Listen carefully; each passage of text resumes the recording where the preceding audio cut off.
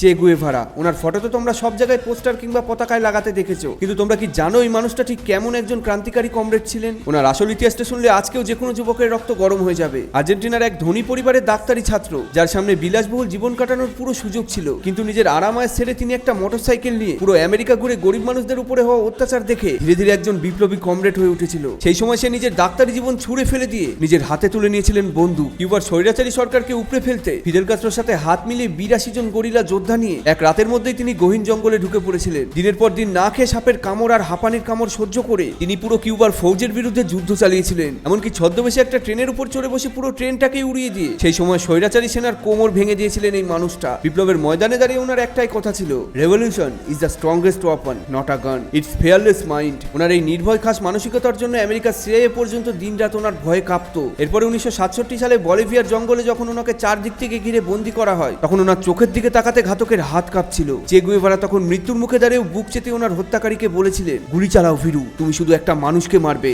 আমার বিপ্লব আর বিচারধারাকে নয়। মৃত্যুর মুখে দাঁড়িয়েও বাঘের মতো গর্জে ওঠা এই মহান কমরেডের নাম এবং ওনার ত্যাগের ইতিহাস আজও দুনিয়া শোষিত মানুষদের বুকে লড়াই করার আগুন জ্বালিয়ে দেয়।